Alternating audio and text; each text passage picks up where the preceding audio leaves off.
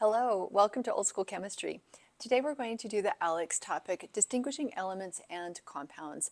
A few notes for you. An element is a unique atom. It is the elements on the periodic table. You can have two or more of the same element touching, bonded together, and we still consider that an element. We have 7 very special elements on the periodic table called diatomic elements, that they're more stable when they're bonded with a buddy, when they're bonded to another like element. And so you'll see some examples of that here. It's still considered an element as long as it is the same element bonded to itself. And a compound is simply when we have two or more elements that are bonded together.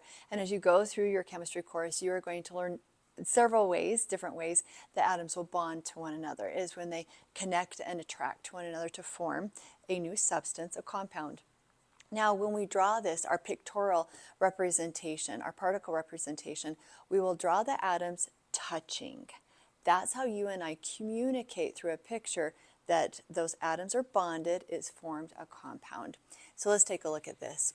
I have all of the same light blue, purple balls here. That represents an element. So on this one, I would mark element. This, look at that beautiful structure. It's a lattice structure. They're actually trying to represent sodium chloride. This is going to be a compound, and the way that I know that is, even though it's not exactly touching or they're barely touching, is that we have this repetition of the green, yellow, green, yellow, green, yellow, telling me that I have a unit of green and yellow. That's my compound. Two different elements that are bonded together. That's a compound.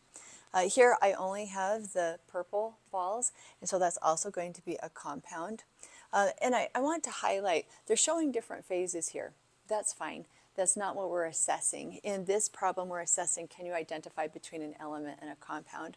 And then here we've got water molecules. Notice I have the one red with the two whites representing one oxygen, two hydrogens, and those are touching, showing me I have two or more elements that are bonded together, and so that is going to be a compound as well. Let's do another one. I would like to find one that has the diatomic element on it. Yep, good, we got this one. Okay, so here I have two different elements, a blue and a red element touching each other. That means it's a compound. And then here we have 3 elements. I have one gray, 2 red, touching each other, again a compound.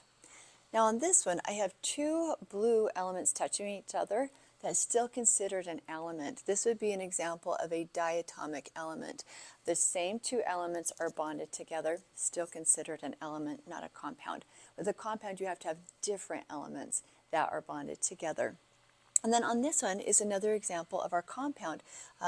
This is going to be our small little brown ball with the gold. That's my 1 unit. And so that would be our compound, would be the yellow with the brown. Okay, great job. If you haven't already, please like and subscribe. I'll see you next time. Thanks.